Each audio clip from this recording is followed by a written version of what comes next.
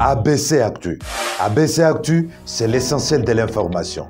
ABC Actu, c'est la politique, l'économie, le social, la culture, la religion, la science, la technologie, le développement et les divers. ABC Actu, l'essentiel de l'information pour vous, FM Prêt.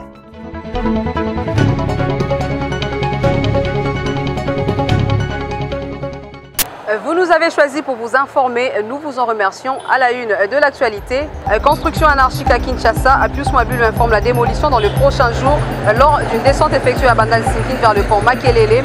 Élément à suivre dans ce journal. Sébastien Adessabre prend officiellement son bâton de commandement pour une durée de 3 ans, un défi à relever. La cérémonie de signature a eu lieu mardi à Kinshasa.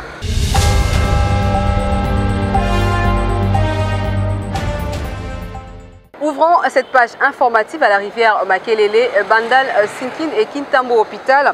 Le ministre Pius Mwabulu de l'Urbanisme et Habitat annonce la suspension de travaux et la démolition des constructions anarchiques. Regardez. Le temps s'écoule et la réglementation sur les servitudes reste bafouée en RDC. Les constructions anarchiques pullulent à travers la capitale, offrant un spectacle désolant.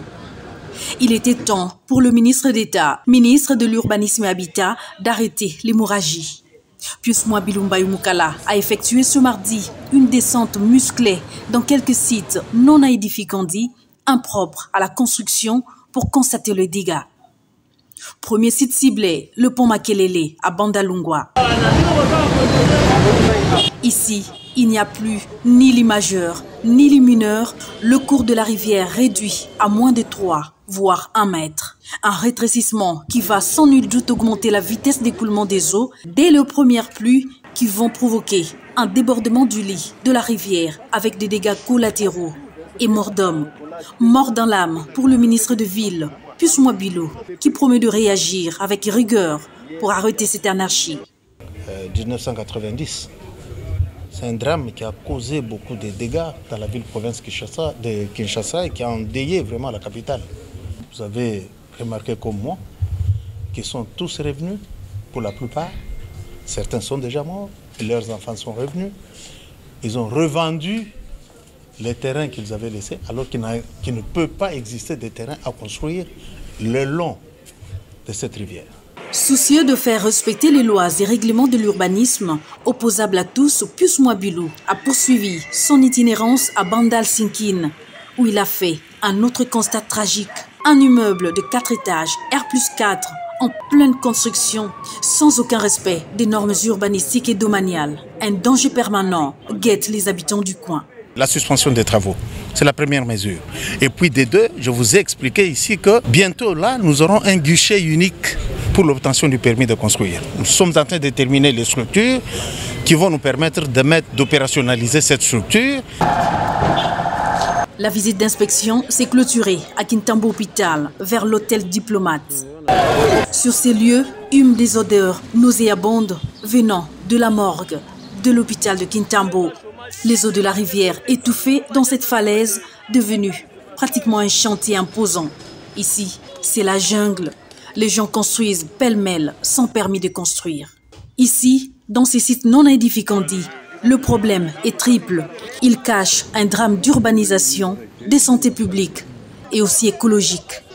Ils doivent savoir qu'ils avaient déjà été payés, ils ne seront plus jamais repayés. L'État ne meurt pas. Je suis en train d'insister tous les jours, je le dis, vis-à-vis des spoliateurs de maisons, vis-à-vis des spoliateurs d'espace, vis-à-vis des gens qui construisent sur des zones non édificantes. Le président de la République ne m'a pas mis dans ces bureaux que vous voyez pour jouer au football ou pour rigoler. C'est pour effectivement faire respecter les lois de la République. Le chemin du développement passe par ces actions entreprises par le ministre du Développement urbain, Pius Mwabulu. Aucun pays du monde ne s'est développé sans respect des règles de l'urbanisme, des constructions et d'occupation des sols.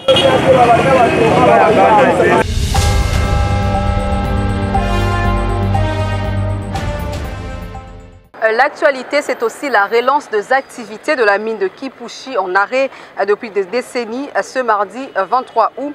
Cérémonie présidée par le Premier ministre Jean-Michel Sama Lukonde qui salue l'aboutissement heureux d'un long processus de négociation qui permettra la création de milliers d'emplois pour le jeune. Reportage. La ville de Kipushi, dans la province du Haut-Katanga, a vibré ce mardi 23 août au rythme de la relance officielle de l'exploitation de la mine de production du zinc à haute teneur et des travaux de construction de l'usine de Kipushi par la société de Kipushi Corporation, une jointe venture entre la Gécamine et Ivanomine, cérémonie présidée par le Premier ministre congolais Jean-Michel Sama Lukonde qui séjourne dans cette partie du pays. Ce projet, qui date de plusieurs années, a été relancé après une longue période de négociations entre différentes parties prenantes et après que le comité de gestion ait présenté son cahier des charges et pris l'engagement de respecter les nouveaux codes miniers. Le projet a été éligible lors du lancement d'appel d'offres international de la Gécamine. Pour cette jointe venture, 32% seront détenus par la société minière d'État congolais. À noter que Kiko et la Gécamine avaient signé une convention d'association depuis le 4 février 2007 pour le Premier ministre Jean-Michel Sama Lukonde et qui a donné le coup d'envoi des activités de cette mine historique et un grand symbole pour toute personne qui connaît la cité de Kipushi. Cette mine va très bientôt totaliser 100 ans depuis sa mise en exploitation en 1924.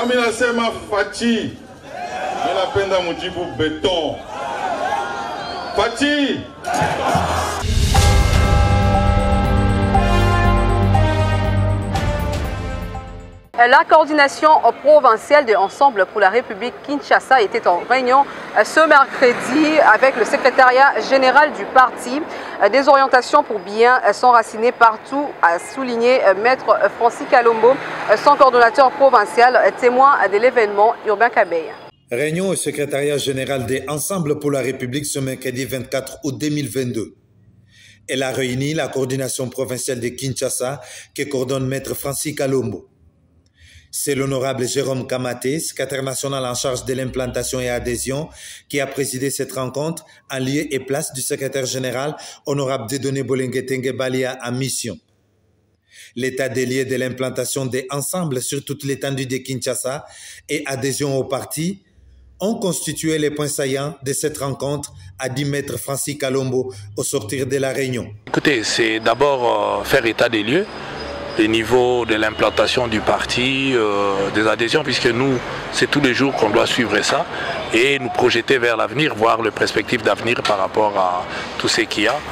Et comme vous le savez, on a un grand parti politique en République démocratique du Congo. Il est tout à fait normal que nous qui sommes là où il y a le siège des institutions, nous puissions échanger avec le secrétariat général à tout moment pour avoir de la température et avoir aussi des orientations de la part du secrétariat général pour nous permettre de bien nous implanter sur le terrain.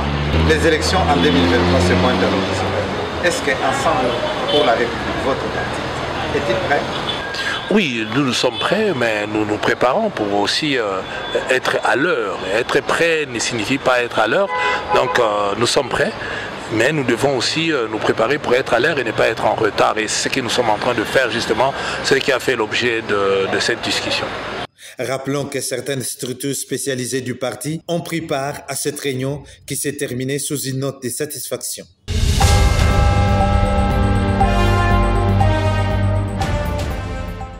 Changeons de chapitre à présent pour parler de la tournée d'Augustin Kabouya.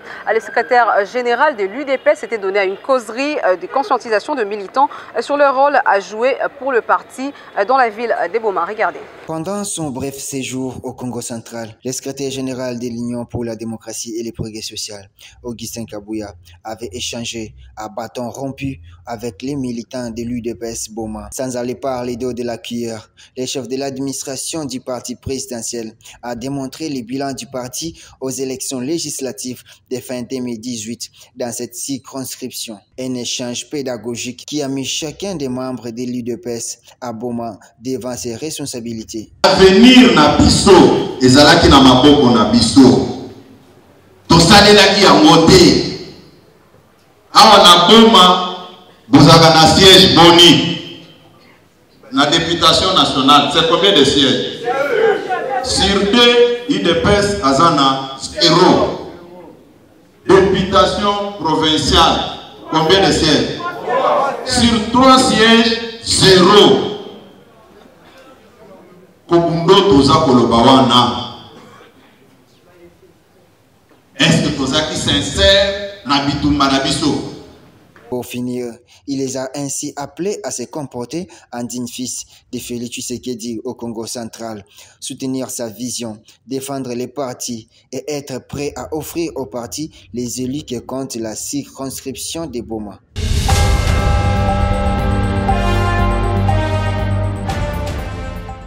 Toujours à Boma, Augustin Kabouya a assisté au culte de la 18e communauté de l'église évangélique au Congo, au CEAC, le dimanche 21 août dernier. Regardez.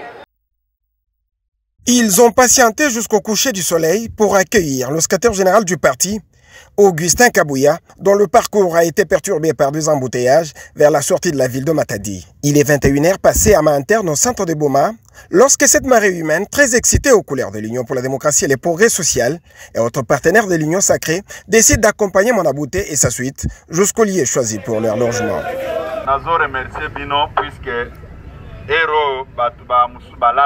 Merci papa. Merci. Vous vous êtes sacrifié pour réserver un accueil.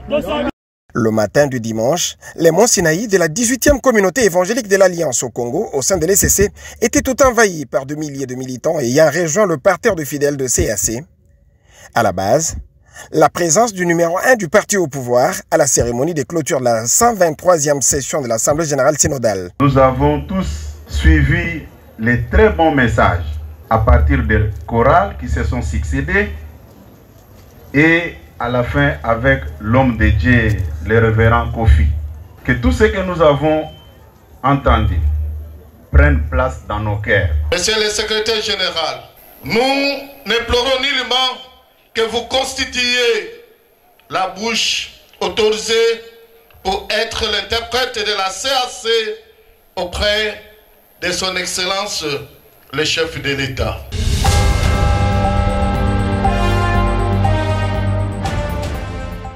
Une équipe de l'hôtel de ville de Kinshasa était sur terrain ce mercredi pour récupérer les voitures en panne abandonnées le long deux avenues. Trac Car Congo était à l'œuvre à Bandal. Urbain Kabey. L'opération Zéro Épave à la place publique dans la ville-province de Kinshasa refait surface. Ce mercredi 24 août 2022, une équipe de l'hôtel de ville sous la dénomination Trac Car Congo était à l'œuvre à Bakayao. Une voiture ketch de transport en commun abandonnée à côté de la Raobank Bandal depuis Belle Lurette est tombée dans les filets des patrouilleurs de Trac Car Congo. Sur l'avenue Kassavubu, une autre voiture Sprinter a été accrochée à leur véhicule remorque pour dégager la voie publique.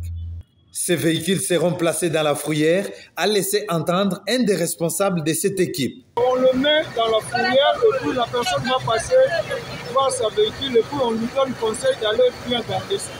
Disons que toutes ces voitures abandonnées sur la voie publique le long des avenues et carrefours créent de l'insécurité, l'encombrement et des embouteillages. Il faut souligner que l'opération doit se poursuivre dans toutes les communes de la ville-province de Kinshasa.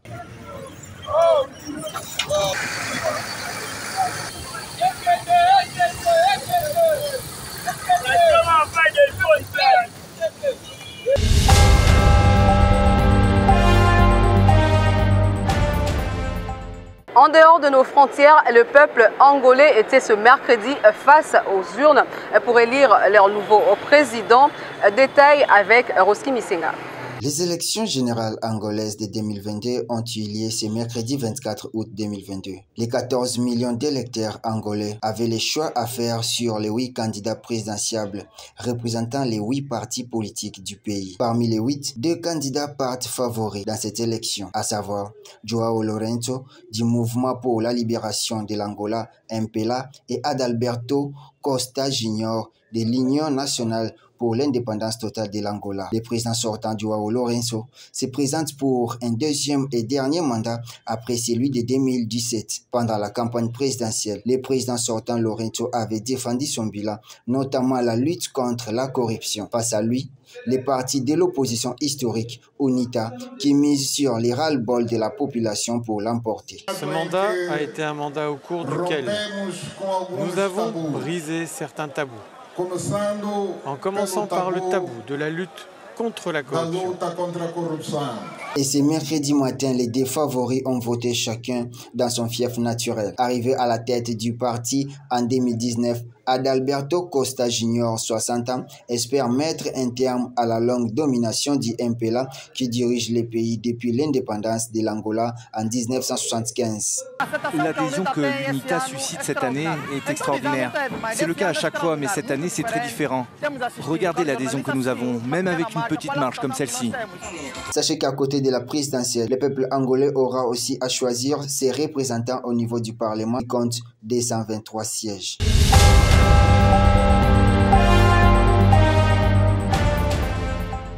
Toujours dans le registre international, 8 tours de silos à grains du port de Bérouf se sont effondrés mardi 23 août 2022, soit 2 ans après l'explosion dévastatrice qui a fait plus de 200 morts et 6500 blessés et dévasté 2 quartiers entiers de la capitale libanaise. Je vous propose donc de suivre ces récits que vous propose la rédaction. Les images viennent raviver le souvenir de la gigantesque explosion qui avait soufflé une partie de la capitale libanaise le 4 août 2020. La totalité de la partie nord des silos à grains endommagés par l'explosion dévastatrice au port de Bérouf en 2020 s'est effondré mardi 23 août 2022. Un nuage de fumée s'est formé après l'effondrement de 8 tours de la structure endommagée par le souffle de l'explosion d'il y a 2 ans. La déflagration avait été déclenchée dans un entrepôt abritant des centaines de tonnes de nitrate d'ammonium stockées sans précaution. Les tours qui se sont effondrées étaient les dernières du bloc nord de silos. La destruction à petit feu des silos est, selon la population, un symbole de la négligence et de la corruption du gouvernement qu'ils tiennent pour responsable de l'explosion. Pour eux, le gouvernement aurait pu détruire ces tours immédiatement plutôt que de les laisser jusqu'à ce qu'ils s'effondrent. Le premier ministre libanais, Najib Mikati, a demandé mardi la préservation du bloc sud en tant que lieu mémoriel. Rappelons que le 31 juillet et le 4 août dernier, d'autres tours s'étaient effondrées après qu'un incendie s'est déclaré début juillet dans la partie la plus endommagée de silos, causée, selon les autorités, par la fermentation de stocks de céréales restantes conjuguées à des fortes températures. Depuis, plusieurs tours sont restées en flammes.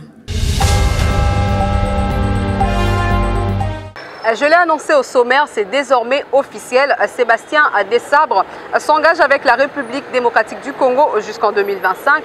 Le nouveau manager des Léopards a paraphé son contrat ce mardi dans la soirée au bureau du ministre de Sport et Loisirs.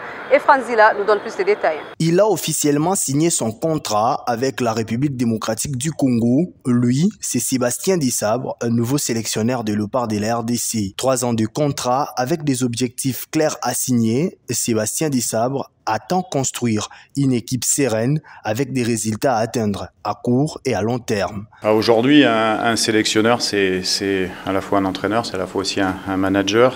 On sait que dans la fonction de sélectionneur, il y a toute la partie technique, mais il y a également une partie organisationnelle de la partie technique, qu'on s'entende bien. Donc c'est pour ça qu'il y a un thème qui est de manager-sélectionneur qui permet de mettre en place l'organisation, la périphérie autour de l'équipe, le but étant de créer l'atmosphère pour pouvoir atteindre de la performance, et que ce soit en termes de rigueur, en termes de discipline, en termes de choses internes à l'équipe et externes également. Si j'ai accepté de rentrer dans ce projet-là, c'est déjà parce qu'il y avait beaucoup de travail, il y a beaucoup de travail pour construire, comme vous le dites, quelque chose de pérenne, en tout cas contribuer justement à construire quelque chose de pérenne. Il faut un minimum de temps. Alors c'est vrai que sur les premiers matchs de la prochaine qualification à la CAN, ça n'a pas été joyeux, mais il y a encore un espoir. On va s'attacher à essayer de travailler au mieux pour construire des bases pour les futures années. L'accompagnement de tout Congolais fera en sorte que cette équipe des Léopards s'y performe. Il s'est de noter que la double confrontation contre la Mauritanie, initialement prévue au mois de septembre prochain, est reprogrammée au mois de mars 2023. Au mois de septembre 2022, le nouveau coach aura 2 matchs amicaux pour son premier contact avec l'équipe nationale et va essayer de mettre en place ces nouvelles bases.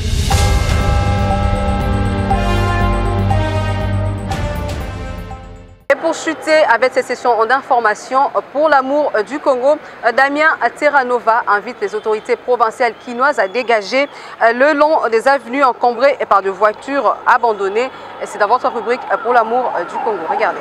D'abord, c'est une situation qui crée beaucoup d'insécurité dans la ville. Les bandits et les Koulouna se cachent dans ces véhicules qui traînent sur la voie publique. Et en plus, ça crée des embouteillages parce que ça réduit la grandeur de la voie publique. Alors, je pense que l'hôtel des villes doit vraiment trouver des solutions idoines pour mettre la ville en sécurité. Avant que l'autorité ne prenne ces véhicules, il avait déjà vulgarisé sur la ville, disons, demandant, je pense que ça date de plus de 6 mois que le général Kassongo en avait parlé. Alors, je pense qu'aujourd'hui, on doit passer directement à la vitesse supérieure. On récupère ces véhicules et on l'amène à la casse. Parce que les retourner chez les propriétaires, comme cela est le cas, et ces propriétaires, déjà, ils l'avaient abandonné sur la voie publique. Donc, ça voulait dire qu'ils n'avaient pas où les mettre. Ce qui fait que quand le véhicule va rentrer, 2 jours, 3 jours après, il va retourner sur la voie publique. Ça ne sera pas efficace. Il faut prendre les véhicules et qu'ils les cassent. Comme ça, la voie publique sera dégagée. C'est ici qu'on met un terme avec cette session d'information. Place au rappel de titre. Construction anarchique à Kinshasa, Pius Mwabulu informe la démolition dans les prochains jours lors d'une descente effectuée à Bandal-Sinkine vers le pont Makelele, élément que vous avez suivi au cours de ce journal. Sébastien Dessabre prend officiellement son bâton de commandement pour une durée de 3 ans. Un défi à relever. La cérémonie de signature a eu lieu mardi à Kinshasa, élément que vous avez également suivi dans cette session d'information. L'info continue sur Facebook et sur YouTube. ABC Actu, c'est l'essentiel de l'information.